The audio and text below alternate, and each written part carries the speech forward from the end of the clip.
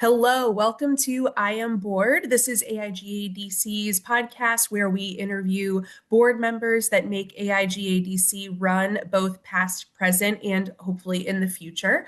We wanted to start this series to give you all a behind the scenes look at the people who really make AIGA DC the chapter that it is, the people who volunteer their time to create community around designers in the DC metro area, and to share with you the exciting work that our designers on the board perform both for the chapter and in their professional and personal lives. I'm Lauren Maffeo. I am the salon chair of AIGA DC, and today I am really excited to be joined by Elam. Eden recently joined our AIGA DC board as a sponsorship coordinator, and I'm really excited not just to have her on the board, but also to have her on this podcast because we met at an AIGA DC salon back in this fall of last year.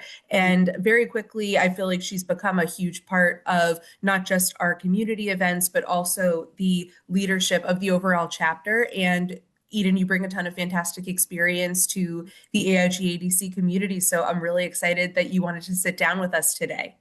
I'm happy to be here. Thank you, Lauren. Awesome. So you just got started on AIGA DC's board as the sponsorship coordinator. For those who don't know much about sponsorship or what that entails in the AIGA context, tell us about your role on the board. Yeah, so I'm really focused on partnerships and sponsorships for some of our signature events. And so since I've joined, we've had Create-a-thon. We're looking forward to hosting Shine. And in both of those in planning those events, I'm really focused on securing venues, securing swag, maybe finding a small business that can do catering in this city. So it's about making partnerships with businesses, making sure that we are planning things ahead of time, and just supporting the programming leads the best way that I can. That's fantastic. How much lead time do you need before an event to really start that sponsorship process of getting all of those ducks lined up in a row? Ideally, the most time that I can get. I just joined, I'm relatively new, but I know Shine is happening in the spring, late spring, I believe, and I'm starting to look at sponsorship opportunities now, and it's January. So I'm always, I like to start early, I like to plan ahead. And I think sponsorships are really about relationships. And so it's better for our partners if we give them some nice lead time and don't rush them. So I like to start early. That's very true. And that's a great philosophy. And I think you're probably pretty familiar with the concept of relationship building and working with sponsors because outside of AIGEDC, you are a business owner and a founder. Tell us about that work. Yeah, so I kind of fell into accidental entrepreneurship. I started my consultancy Theory and Stone last year. I met a media executive and he offered me, a contract to work with his startup. And so I was like, I need to start an LLC. And once I had that infrastructure set up, I've been fortunate to work with a chef, work with a landscape architect, work with a budding magazine, all on kind of refining communication strategies, thinking about how they can better launch their brands and being a thought partner with those leaders. And so that is all really relationship driven work. I'd say 75% of my clients are through, former client referrals, family, friends, former professors. And so I think that's really been a value add for me is to maintain relationships and to make sure that, the work that I'm doing for my clients, I'm proud of and that they're proud of it. Absolutely. And that's a really diverse range of clients that you work with. It sounds like, regardless of their industry, they're all pretty much in the small and mid-sized business space. And so then they not only know each other and refer them each other to you, but also they need that help with design because they very likely don't have in-house designers that they can call on to do branding, typography, all of the things that one would need for a business brand. Completely. Yeah. I definitely am working with very, very small businesses, really sometimes with people who kind of have a intuition or an idea that's really abstract, and that's my goal, is to help facilitate making it more concrete. That's actually what the name of the company is, Theory in Stone. As a creative practitioner myself, I know that feeling of having an idea that is a little amorphous, a little theoretical, and then finally using design to make it feel more concrete and set in stone. So Theory in Stone, there we go. I love that. And that's a awesome way to approach the work because I fall into that trap too. I have a background as in service design, but I think many people have this concept in their head of how things broadly should look, whether it's your logo, whether it's your presentation, but it's if you're not a designer, it's very hard to articulate that. And so that's a lot of the value that designers bring in terms of creating that vision and expressing it in all of the ways that we do design. Completely, completely. And it's not even just, typefaces and hex colors. It's also the language. I think a lot of what I do is sit down with a founder or sit down with a team and really try to decipher what they're trying to say about themselves. And it's really interesting. I think people have a brief that they start with, and then through kind of asking follow-up questions and doing my own background research, I can propose solutions or ideas that maybe even push them in a direction where initially they were like, that's not my identity. That's not how I want to be perceived. But then it's like there's actually real opportunity here. So it's been a fun practice. And it is really cool that I've been able to work across ad tech and architecture and food. I think that's something I really like about the work, is that it's constantly changing, and I can work with people who do really interesting things. That is fantastic. Well, I'd love to go back a little bit and have you tell me about your first ever foray into design. When did you know that this profession was for you, and when did you first feel that spark to start pursuing design as a career?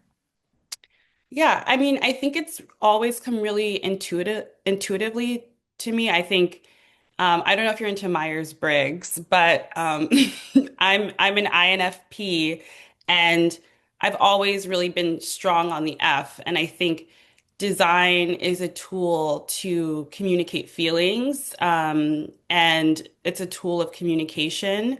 Um, and so I think it's always been in me. I've always been very particular about how I like things presented. I've always done a lot of research into history and craft, and all of that to say, by the time I got to college, I went to Bucknell University, and there was a unique major called Markets Innovation and Design within the College of Management. And that was just luck of the draw. I feel like I didn't even, you know, I didn't even know that that was something I really wanted to go into. And they just happened to have this program that was a perfect mix of strategy and design. And I was like, I have to do this. And so that was about 10 years ago. I made that decision at 17 years old. And I'm still in the design space. And I think that's just a testament to me kind of knowing that was the right path for me and having that gut feeling, and trusting my gut on that.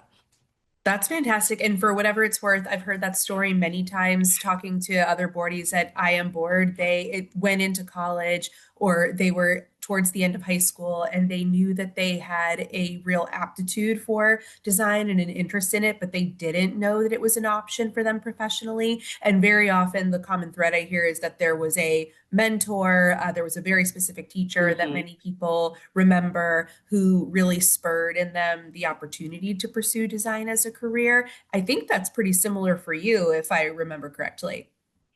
Yeah, I definitely kind of came in to college thinking I had to take kind of a specific route. And my freshman year, the way Bucknell is set up, you act, I, if I, this is a long time ago now, but I think that you declare your second year. And so there was a semester where I just kind of shopped around, and I took a creative writing class, I took a management class, I took a computer science class.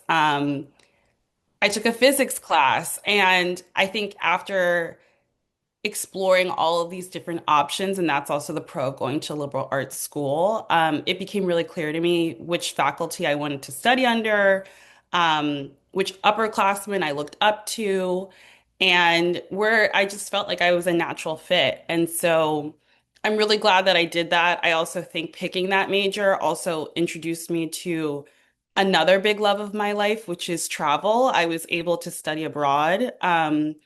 And mix classes at universities abroad. And so, yeah, after being able to study in London for a semester and do some work in South Africa for one summer, I was like, this is great. It's like the mix of anthropology and design and understanding people, and using all of that to come up with concrete solutions. It just felt very exciting to me, and it's work that I continue to do today.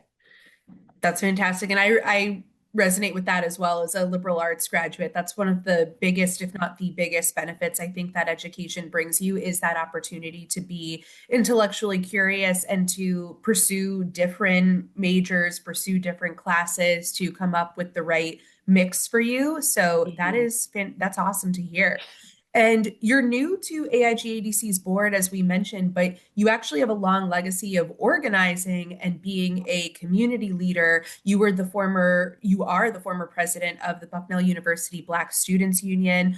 So I'd love to learn more about your work leading the union and how you feel it led you to ultimately want to join the AIGADC board. Completely, yeah. I always say this, that role as president of the Black Student Union in college was probably the best role I've ever had. I think because it was so transformational, I really stepped into a leadership position that was all encompassing, meaning fundraising, developing communication strategies, building a team, doing outreach, programming. And it was a service-oriented role, and I got so much out of it. I feel like lifelong friends, a portfolio of work that I'm really proud of. I started as a treasurer on the e-board, which I think was a really good foot in the door. And maybe that's why I'm starting as a sponsorship coordinator, because I do think that there's a lot of power in understanding the finances and understanding kind of how to form strategic partnerships, how to fundraise to achieve a goal. And I do actually think that's part of the design process as well. Um, and so, yes, I loved organizing then. And when I look back on my career, it was really influential. And admittedly, I actually used a lot of the work that we did during Bucknell's Black Student Union. I used it in my portfolio for graduate school to Parsons. And so it was the gift that kept on giving in many ways. And so I'm so grateful to that team. I'm still friends with a lot of the people that I worked with, and I'm really proud to have done that work.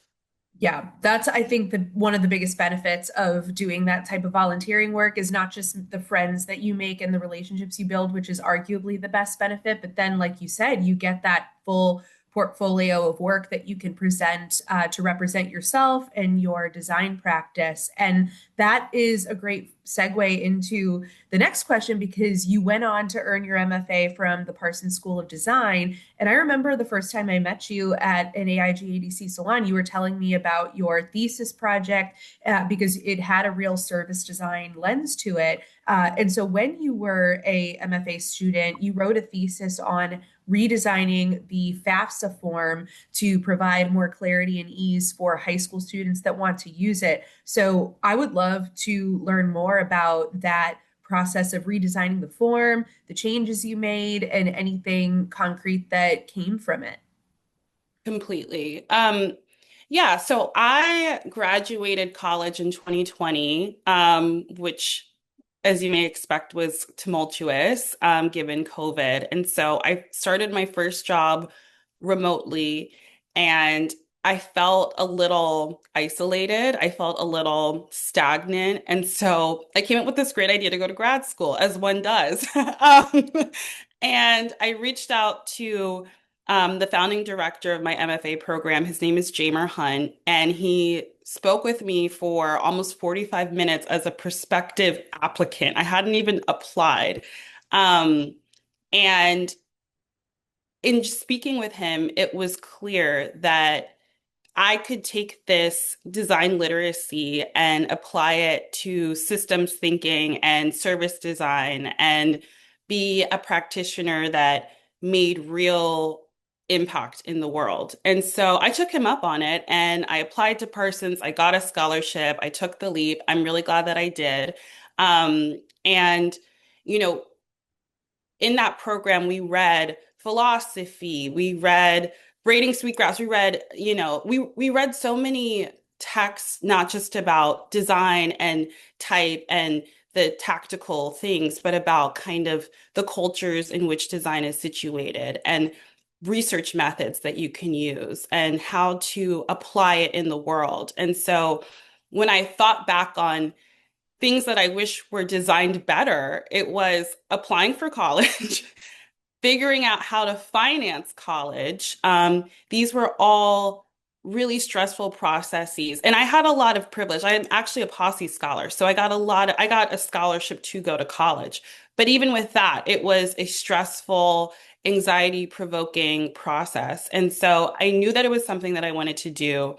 I went to Parsons, as I mentioned, and there was a research center called the Center for New York City Affairs. And a woman who's still working in this role, Kim Nauer, she was leading a project called Understanding FAFSA. And she had these guides, but she wanted them to cater better to high school students. And so my role as the design strategist researcher working under her was to employ participatory design research methods, work with students, kind of decipher what are the pain points here. What, if you come from this background, how might this process affect you differently versus that one? And then ultimately to co-design with them resources that make applying to college easier. And so by the end, we produced a refined guide. We had a website redesign. We had policy recommendations. This is within a team as well. This was a research team. And now the guide is distributed to all New York City public high school seniors. And so I am beyond proud of that work. And I felt like it was a proof of concept for me. I was determined to prove that the work that I do can be applied, useful, impactful. And I feel like I achieved that. So I'm happy.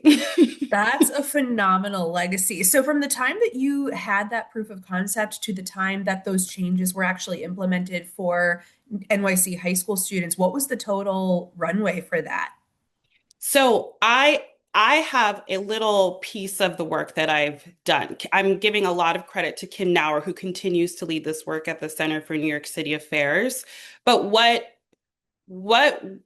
we were going through at that time, the FAFSA form had changed just a little bit. And so we were trying to design guides to help students better approach that. And so I'm not quite sure when Kim started the project, but I know what I contributed was a little bit of background information, research that was tied into the guides, tied into the website guides, and I even published a few articles on the site that were sent out to students, depending on kind of their background and where they were in the city. And now there's even people who continue to update the site, who continue to write articles under the platform. Um, but yes, it's a living, breathing thing. And that was also something too where that was another proof point for me that great things really happen in teams.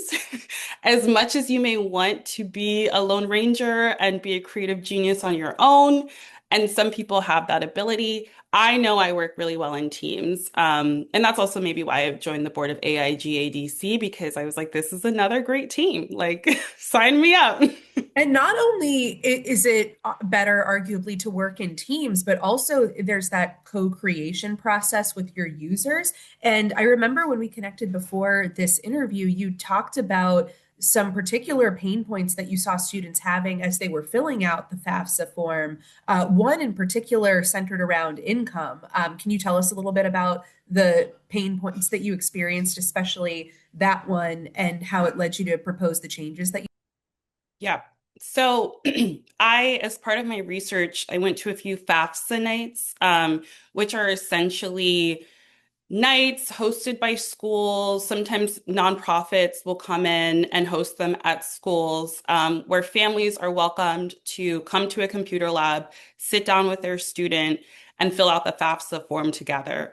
And so, in the most respectful way possible, I attended these nights. And even sometimes for students maybe who didn't have a family member available, facilitated and helped them kind of fill out these forms.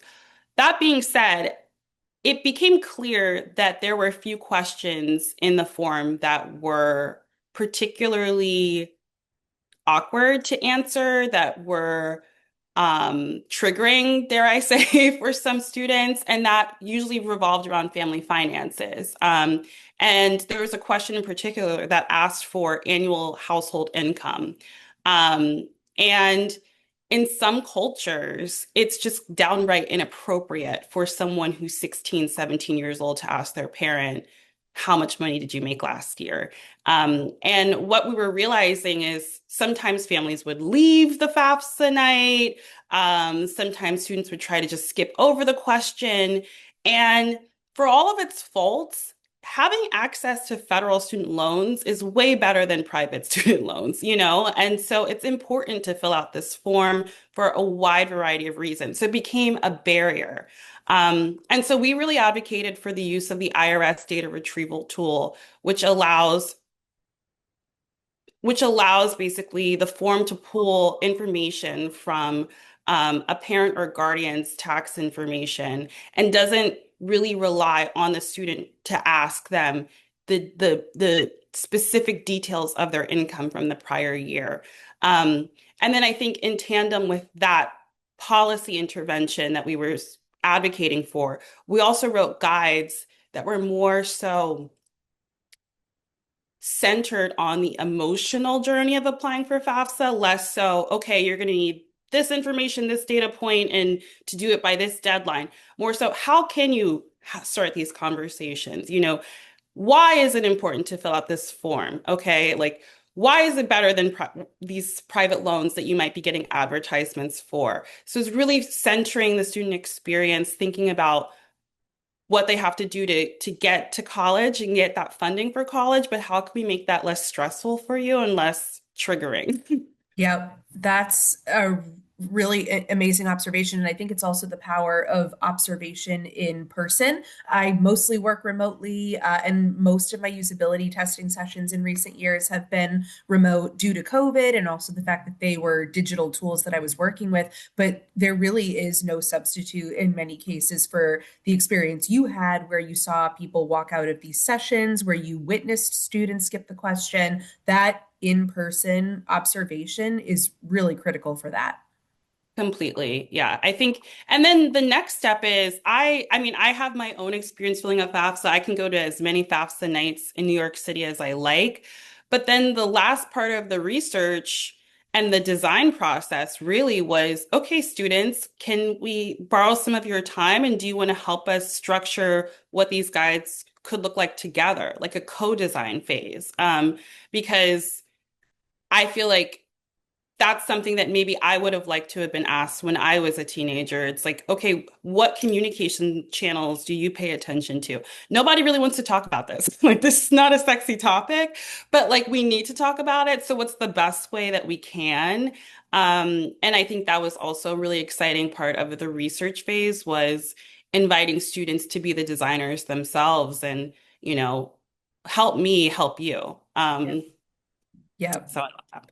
Well, you give a lot of credit to the other designers and mentors who you've worked with and who have inspired your practice. Who is someone within the design and creative field that you especially admire? It can be somebody that you have worked with personally or someone who you're a fan of, whose work really speaks to So in the field of service design, I'm going to give credit to Laura Pennon, who is actually my thesis advisor. She wrote the book Designing the Invisible, which is all about systems design, services, designing the things that you can't touch. And I think that sometimes service and systems design can feel amorphous and a little like, what even is that? And I think her book does a really strong job of offering concrete examples, methods, results. I just love the way that she thinks. I love the way that she writes. And so I really look up to her. I studied under her, and I think she's brilliant. In the greater creative field outside of systems and service design, I really love Antoine Sargent. I think um, right now I have a project I'm working on where I'm trying to write an anthology about Black artists and designers in DC. And he wrote the new Black Vanguard, which came out, I think in 2020, which hit me at a very vulnerable time of my life. It was COVID, it was Black Lives Matter 2020, and here he came out with this book that was all about beauty and joy, Black beauty, Black joy. And I just loved what he captured. He also canonized some people's work and launched their careers. And so I think he's fabulous. And I also look up to him. Excellent. Well, I will look him up as well. And I do agree with you and what Laura writes about systems design being invisible and the fact that you know when it's not done well because you feel it and experience it. And the hallmark of strong service design is very often that you don't feel it and you have a seamless experience, but you don't see all Hmm. the work that goes into it. So that can be challenging, but it's always great to find other designers that know that pain point and can speak to it. Definitely, Yeah. definitely. Yeah, I'm really happy to be in the field. And yes, please check out Laura Pennon. She is fabulous. Will do. We can put the link to her book in the show notes. You describe yourself on your website for Theory and Stone as an ethnographer at heart who loves to witness how people across cultures design their lives. I know that this concept of designing your life is somewhat common in the field of design. Debbie Millman, who's very well affiliated with AIGA, has a very popular canon about designing your life. In your experience, do you think most people design our lives by choice, or are our lives a response to circumstances that happen to us and are largely beyond our control? That's a great question. So I definitely think, people deal with the cards that they're dealt, but then they get to choose how they want to shuffle the deck, so to speak. Just based on research I've done in my past, I've been really fortunate through going to school, landing some scholarships to be able to study abroad. I mentioned I spent a semester in London in college. I went to Cape Town, and then in grad school, I went to Cuba for 10 weeks and did research at Casa de las Americas there. Um, and I think it's completely changed my life. Because when you go, and even going to high schools in the Bronx in New York City, like environments change so drastically. And design is really just a series of choices. It's a series of decisions and the intent behind them. And that's how I like to think of it. And so, who gets to design, who gets to make those choices, the context and when those decisions were made, they're all really, really important. And I think in traveling, race is interpreted differently, class is interpreted differently, what's beautiful is interpreted differently. Like there's so many different metrics to judge what's good, what's bad. And a lot of it is subjective. And so I think having that exposure has given me a certain level of like, some of this is just made up. And because of that, we can make up different things. We can come up with new things, if it's not working, if you have the agency to, diagnose an issue and propose something better. And I think that's also something I got from my program, the field of speculative design, which you might be familiar with, about dreaming up new possibilities and exploring futures that maybe don't exist right now, but could happen, or, exploring what might happen. I think that that's a very beautiful and poetic application of a design practice. So, I love that perspective. For a few semesters, I taught a course called Design Futures at the Corcoran School of the Arts and Design at GW here in DC. And it's interesting because, on one hand, you need, as a designer, the brain space to create and come up with new ideas. And very often, if you're in a stage of life or the world is in a stage where there is so much going on and there's a lot of cognitive overload, it can be really difficult to create that space in your mind to conceive of new ideas. And yet, at the same time, so arguably the world's most informative, impactful designs and innovations have been born out of constraint and out of need. And so I think those two things are true at the same time. The fact that we're living in such a age of cognitive overload that people, mhm. including myself, sometimes don't have that brain space to really pursue something new. And yet, the need for something new is what precedes almost every truly transformative new innovation. I completely agree. And I mean, it can be as small as designing a logo and making a mood board for that and drawing on maybe something that you saw driving down the street and you're like, I really love the way that that is presented to, we need to really work on criminal justice. like what could be a better system here? Like how would we want someone to feel coming out of prison and how do we reduce recidivism and how should that system be redesigned on a very human level? And where are you drawing inspiration from? And I think that design process, it's important to think expansively. It's important to look at experiences that aren't your own.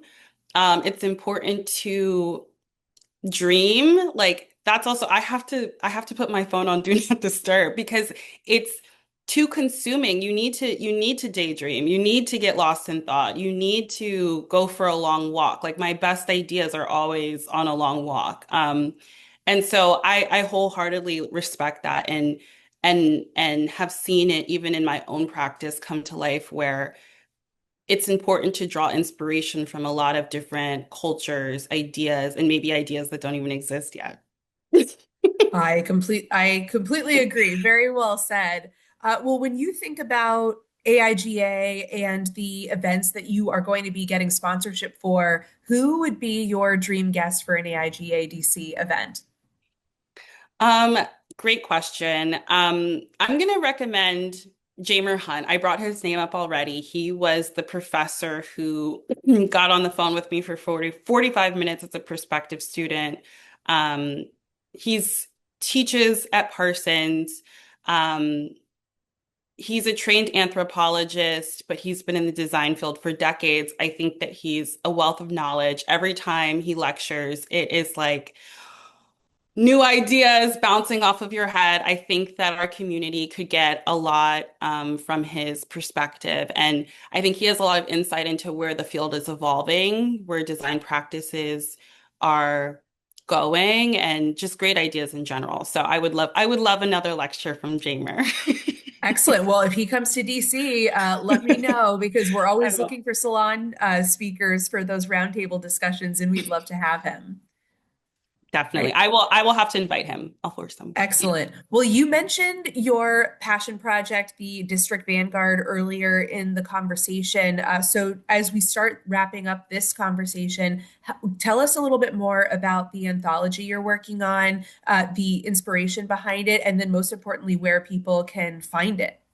Definitely. So, yes, actually, and I have to give a lot of credit to AIGA DC for this project because it was at DC Design Week, which is an event held by AIGA DC, where I met so many designers, entrepreneurs, artists who were taking that leap, being vulnerable, exhibiting their work. And I was amazed. I had recently moved. I'm originally from DC. I had recently moved from New York City back home and was introduced to so much work.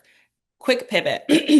So prior to moving back home, I actually worked in film, marketing, and distribution for 2 years and had really developed a certain literacy about the PR circuit and the importance of creating buzz around the work of artists. And so coming, I was really excited to see the work. I did take note that it wasn't really well covered. And so that's where the idea was born for the District Vanguard about profiling artists, particularly Black artists and designers in and from DC, and giving them a digital presence online where hopefully other media outlets, buyers, collectors might be able to access their work. And so it's launching next month at the District Vanguard on Instagram. And then our website is thedistrictvanguard.com, and you can subscribe to our newsletter there. So I'm really excited. And once again, I have another team. So I'm really happy to do this work.